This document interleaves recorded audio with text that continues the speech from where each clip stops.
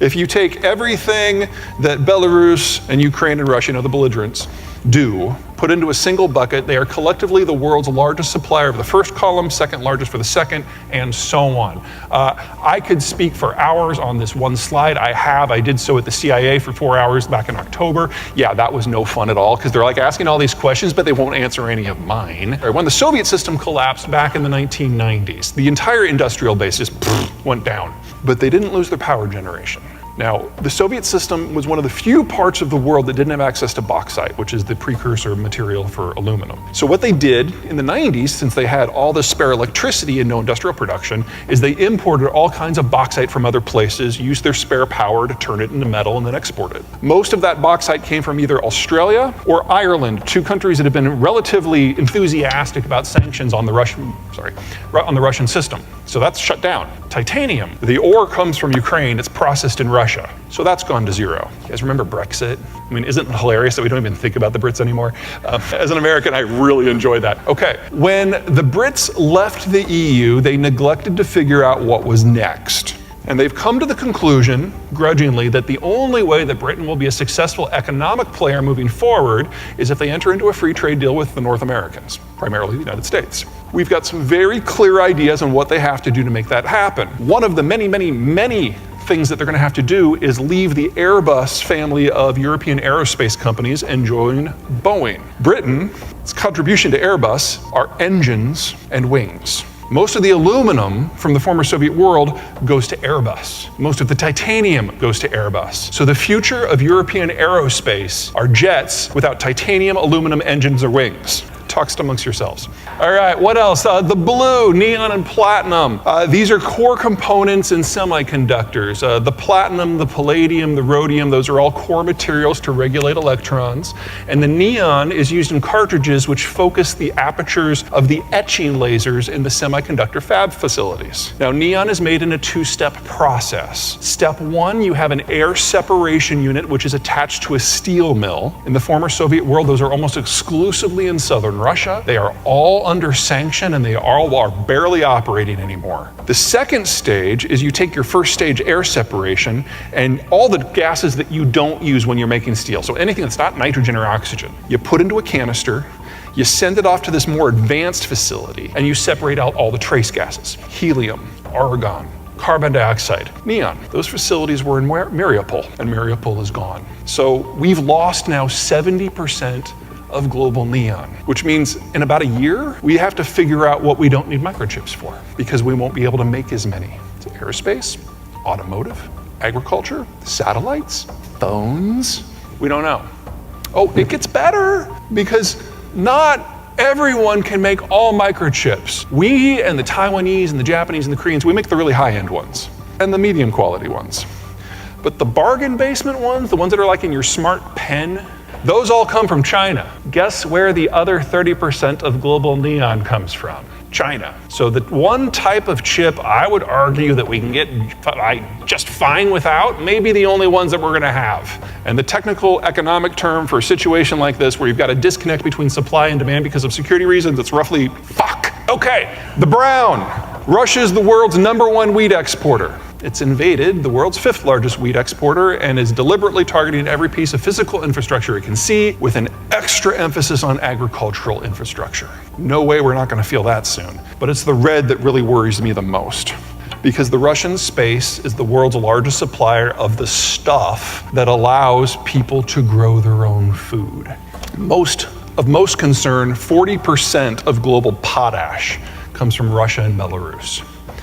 Now, the story varies greatly based on which specific nutrient or combination you're looking at, but somewhere between 20% and 40% of all of them have been reduced out of the Russian space. One of the weird little things about Russia is most of their petrochemical facilities were built in the 60s under Khrushchev.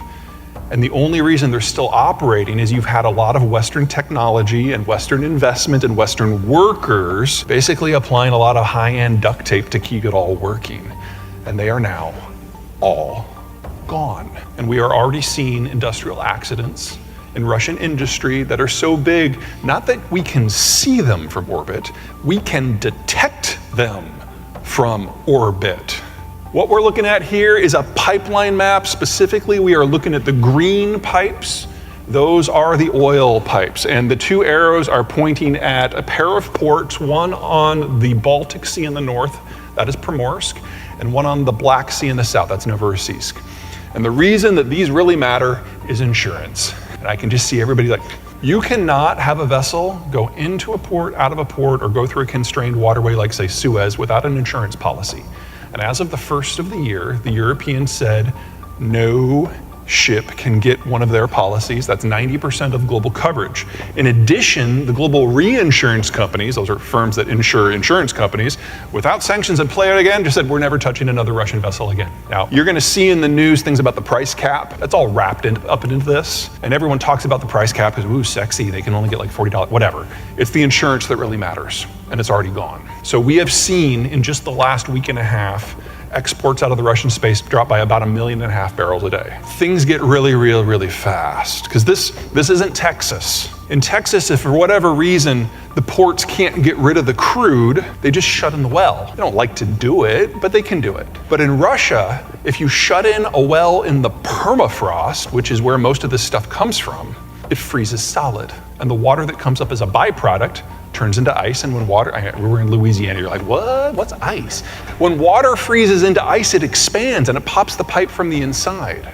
Now, they've got about 1.5 million barrels a day that's further west that's not on the permafrost. That they can turn on and off. Any more than that, they're cutting into the permafrost wells. And the last time the permafrost wells went offline, it was 1989. The Soviet system collapsed and they lost the entire network. And it took them 30 years to repair the damage. It's not quite right. It took Western techs 30 years to repair the damage, and the Western techs are gone. So we can very easily see a scenario where 2 to 4 million barrels a day of Siberian crude goes offline and does not come back for decades. And energy is not a normal product. You know, if you can't get wheat, you can eat corn. If you can't get corn, you can eat soy, whatever. If you can't get fuel, things stop. If you need a gallon of gas to get to work, but you can only get 9/10 of a gallon, not only will you pay whatever you have to do to get that last little bit, the price you pay for that determines the entire market. So just losing 2 million barrels a day of Siberian crude, that's enough to jack energy prices up by $60 easily. And there's more where that came from. So remember, green's oil, right? We're now looking at the reds. The reds are natural gas. We're gonna start with that blue line. I'm sorry, that blue arrow at the top. That's the, noun failure, that's the Nord Stream pipeline. It's not the marginal supplier for the Germans, it's their primary. It's 40% of the total. So, a 2% change in supplies can generate a 50% change in price. This is 40% of their total demand. And back in September, somebody blew it up. It's gone, it's not coming back. Can't be repaired because there's now water corroding it from the inside. It's been too long. Americans talk a good game when it comes to paranoia about energy security. We're like, oh my God, energy independence, we gotta get it. We really don't care. We bring in energy from Canada or Mexico or Saudi Arabia, and if we don't think anyone is really watching all that closely, we'll happily take a bunch from Venezuela. You can't do that in Germany. Precision manufacturing in a tough neighborhood. And not only do they bring in the natural gas to generate power, that's not its primary use. Its primary use is for petrochemicals. And those petrochemicals are not exported, no. They're kept in-house to be processed into regular manufactured goods. It's the base of the entire system, and it's stopped. Now they have replaced that 40% with 7 different marginal suppliers. And so prices are 6 and 7 times, as a rule, of what they were before the war. Now, if you've been following the news there recently, they're having a freakish heat wave in Germany too. It hit 50 degrees on New Year's in Berlin, which is like 185 billion degrees above normal. And so they're not using a lot of natural gas right now, and prices are really under control. But that's what it took. They shut down their industrial usage of the stuff. They halved their electricity generation, and it took a freak heat wave for them to get things back under control. And in order to do that, they only had to pay 7 times market price for the natural gas. Can you imagine what happens with a cold snap? And they're never gonna refill with Russian natural gas again. They can't. Oh, and it'll get worse because those red arrows, that's the backup plan. Pipes that go through the conflict zone in an artillery war. Folks, if you want a Beamer, buy it now. This is the last model. Should probably get 10 years of parts too. But we're looking at the end of the German manufacturing system in less than 2 years. The closest natural gas to Germany that's not Russian is in Nigeria. That's a 15-year program at least to get it online in there.